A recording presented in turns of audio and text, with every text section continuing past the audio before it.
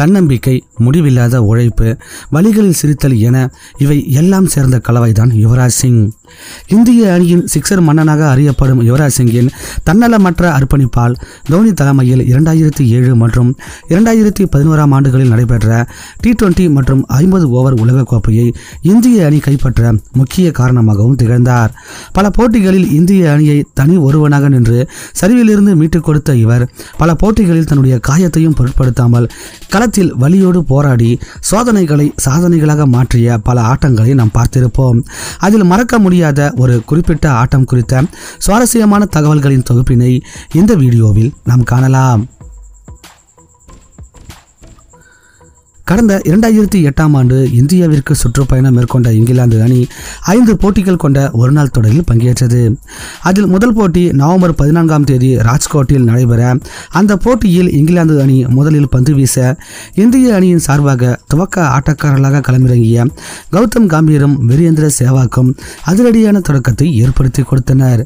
குறிப்பாக James Anderson வீசிய 3வது ஓவரில் ஸ்கொயர் லெக் மற்றும் பாயிண்ட் திசைகளில் சேவாக் பவுண்டரிகளை பறக்கவிட, மறுமுனை ஸ்டூவர்ட் பிராடுக்கு எதிராக ஆதிக்கம் செலுத்த நினைத்த கௌதம் கம்பீர் மிட் விக்கெட் மற்றும் தேர்ட்மேன் திசைகளில் அடுத்தடுத்து 2 பவுண்டரிகளை பறக்கவிட்டவர் அதே ஓவரின் கடைசி பந்தை டீப் மிட் விக்கெட் திசையில் மற்றும் ஒரு பவுண்டரியாகவும் பறக்கவிட்டிருப்பார்.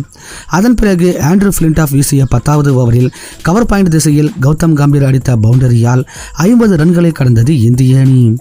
ஆரம்பத்தில் கௌதம் கம்பீர் கொஞ்சம் அதிரடி காட்ட, அதுவரை சற்று நிதானம் காட்டி வந்த சேவாகோ பிளின்டாஃபிடம் தனது அதிரடியை தொடங்கியிருப்பார். அதன் பிறகு பால் காலிங்குட் வீசிய 17வது ஓவரின் முதல் பந்தை லாங் ஆஃபில் சிக்ஸருக்கு பறக்கவிட்ட சேவாக் அதற்கு அடுத்த பந்தை மற்றும் ஒரு சிக்ஸராக லாங் ஆனில் பறக்கவிட, அதன் மூலம் இந்திய அணி 100 ரன்களை கடந்ததோடு தன்னுடைய அரை சதத்தையும் பூர்த்தி செய்தார். அதன் பிறகு ஆண்ட்ரூ பிளின்டாஃபின் பந்தில் பாயிண்ட் திசையில் 1 ரன்னை எடுத்த கௌதம் கம்பீர் தன்னுடைய அரை சதத்தையும் பூர்த்தி செய்தார். அரை சதம் கடந்தவர் அடுத்து சமித் பட்டேலுக்கு எதிராக மிகப்பெரிய ஷாட்டிற்கு முயற்சி செய்து லாங் ஆன் ஃபீல்டரான ஓவை ஷாவிடம் கேட்ச் கொடுத்து 51 ரன்களில் இந்திய அணியின் முதல் விக்கெட்டாக வெளியேறியிருப்பார். மறுமுனையில் அதே சமித் பட்டேலுக்கு எதிராக சிக்ஸர் மற்றும் பவுண்டரி மழைகளை பொழிந்து கொண்டிருந்த வீரேந்திர சேவாக்கும் 85 ரன்களை எடுத்திருந்த பொழுது பட்டேலின் பந்து வீச்சில் இந்திய அணியின் 2வது விக்கெட்டாகவும் வெளியேறியிருப்பார்.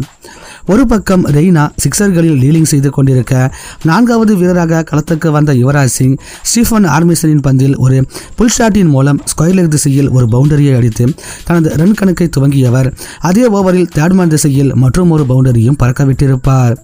இந்த சூழ்நிலையில் ஜேம்ஸ் ஆண்டர்சன் வீசிய 32வது ஓவரில் லாங்கான் திசையில் தன்னுடைய 2வது சிக்ஸரை பறக்கவிட்ட ரெய்னாவின் அதிரடியால் 200 ரன்களை கடந்தது இந்திய அணி. அதன் பிறகு கெவின் பீட்டர்சனின் பந்தில் மற்றும் ஒரு சிக்ஸரை அடித்து அரை சதத்தை நோக்கி ரெய்னா முன்னேறி கொண்டிருந்த சூழ்நிலையில் அவருக்கு உறுதுணையாக பேட்டிங் செய்து கொண்டிருந்த யுவராஜ் சிங்கிற்கு ஆட்டத்தின் 35வது ஓவரின் பொழுது கடுமையான முதுகு வலி ஏற்பட்டது.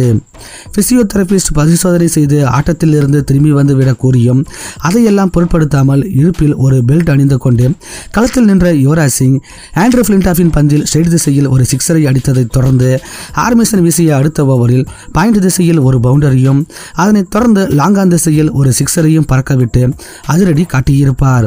மறுமுனையில் அரை சதத்தை நோக்கி முன்னேறி கொண்டிருந்த ரெய்னா ஆண்ட்ரூ பிளின்டாஃபின் பந்து வீச்சில் பாயிண்ட் ஃபீல்டரிடம் கேட்ச் கொடுத்து 43 ரன்களில் வெளியேறியிருப்பார். இந்த சூழ்நிலையில் ஸ்டீஃபன் ஆர்மிசன் வீசிய 38வது ஓவரில் ஸ்ட்ரெயிட் திசையில் ஒரு பவுண்டரியை பறக்கவிட்ட யுவராஜ் சிங் தன்னுடைய அரை சதத்தையும் பூர்த்தி செய்தார். மறுமுனையில் யூசுப் பதான் தனது ரன் கணக்கை துவங்காமலேயே வெளியேறினாலும் 6வது வீரராக களத்துக்கு வந்த கேப்டன் தோனி தான் சந்தித்த முதல் பந்திலேயே கவர் திசையில் அடித்த ஒரு பவுண்டரியின் மூலம் 250 ரன்களை கடந்தது இந்திய அணி. இந்த சூழ்நிலையில் தான் 2007 20 ஓவர் உலகக்கோப்பையை நினைவுபடுத்தும் வகையில் ஆட்டத்தின் 43வது ஓவரை வீச வந்த ஸ்டூவர்ட் பிராடுக்கு எதிராக பாயிண்ட் திசையில் ஒரு சிக்ஸரையும் அதன் பிறகு மிட் விக்கெட் திசையில் பவுண்டரியும் பறக்கவிட்டிருப்பார் யுவராஜ் சிங். அதன் பிறகு சமித் பட்டேலின் பந்தில் டீப் மிட் விக்கெட் திசையில் யுவராஜ் சிங் அடித்த சிக்ஸரின் மூலம் 300 ரன்களை கடந்தது இந்திய அணி. இந்த சூழ்நிலையில் தனக்கு ஏற்பட்ட வலியையும் ஒரு பொருட்டாக கூட கருதாமல் இங்கிலாந்து பந்து வீச்சை வெளுத்து வாங்கி பவுண்டரிகளை பறக்கவிட்டு கொண்டிருந்த யுவராஜ் சிங்குடன் தோனியும் தன் பங்குக்கு பவுண்டரி மற்றும் சிக்ஸர்களை பறக்கவிட்டு அதிரடி காட்ட ஜெட் வேகத்தில் முன்னேறி கொண்டிருந்தது இந்திய அணியின் ரன் விகிதம். இந்த சூழ்நிலையில் ஸ்டீஃபன் ஆர்மிசனுக்கு எதிராக டீப் மிட் விக்கெட் மற்றும் ஸ்கொயர் லெக் திசைகளில் பவுண்டரிகளை பறக்கவிட்ட யுவராஜ் சிங் அடுத்து மிட் விக்கெட் திசையில் மற்றும் ஒரு பவுண்டரியை பறக்கவிட அதன் மூலம் சர்வதேச ஒருநாள் கிரிக்கெட் அரங்கில் தன்னுடைய 9வது சதத்தினையும் பூர்த்தி செய்தார். கடுமையான முதுகு வலியை கூட பொருட்படுத்தாமல் ருத்ரதாண்டவ ஆட்டமாடிய யுவராஜ் சிங் இங்கிலாந்து அணிக்கு எதிராக விரைவாக சதமடித்த வீரர் என்கிற பெருமையும் பெற்றார். அதனைத் தொடர்ந்து ஆண்ட்ரூ ஃபிளின்டாஃப் வீசிய 47வது ஓவரில் லாங் ஆஃப் மற்றும் லாங் ஆன் திசைகளில் அடுத்தடுத்து 2 சிக்சர்களை பறக்கவிட்ட யுவராஜ் சிங்கின் அதிரடியால் 350 ரன்களை கடந்தது இந்திய அணி.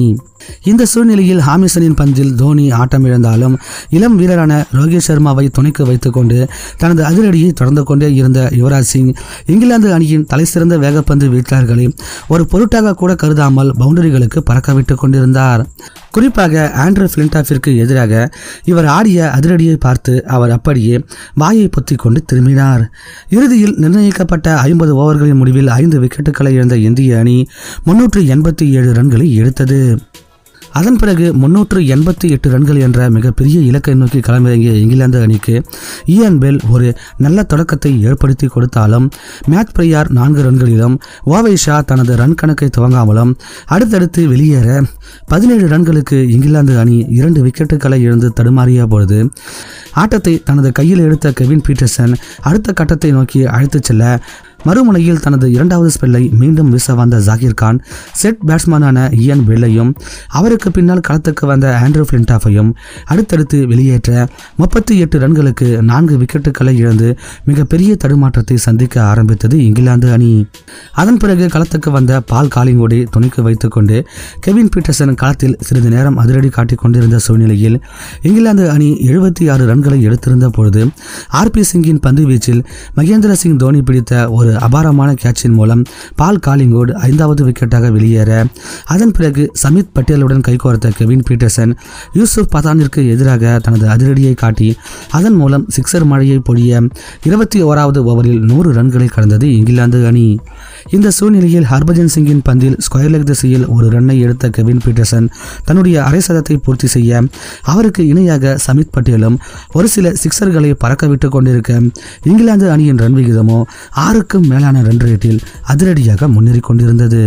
இந்த சூழ்நிலையில் இவர்களின் பார்ட்னர்ஷிப் 71 ரன்களை கடந்திருந்த பொழுது ஹர்பஜன் சிங்கின் சுழலை கணிக்க தவறிய சமித் பட்டேல் 28 ரன்களில் ஸ்டம்பிங்கின் மூலம் ஆட்டமிழந்து வெளியேற அதன் பிறகு அடுத்த சில பந்துகளில் 63 ரன்கள் எடுத்திருந்த கெவின் பீட்டர்சனும் ரன் அவுட்டின் மூலம் ஆட்டமிழக்க அதனைத் தொடர்ந்து இந்தியாவின் வெற்றியானது ஏறக்குறைய உறுதி செய்யப்பட்டது.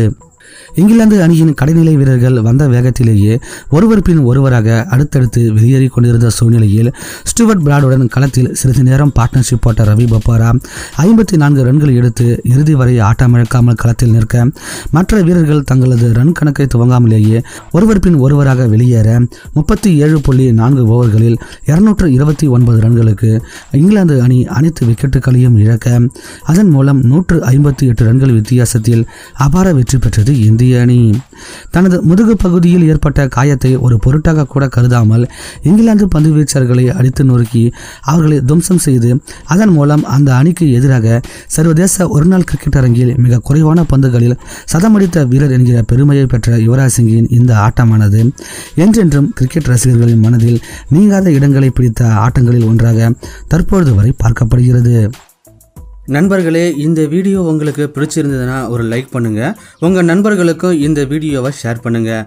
உங்களுடைய கருத்துக்களை கமெண்ட் பண்ணிவிட்டு முடிஞ்சால் இந்த சேனலையும் சப்ஸ்கிரைப் பண்ணுங்கள். மீண்டும் உங்களை அடுத்த வீடியோவில் சந்திக்கிறோம். நன்றி.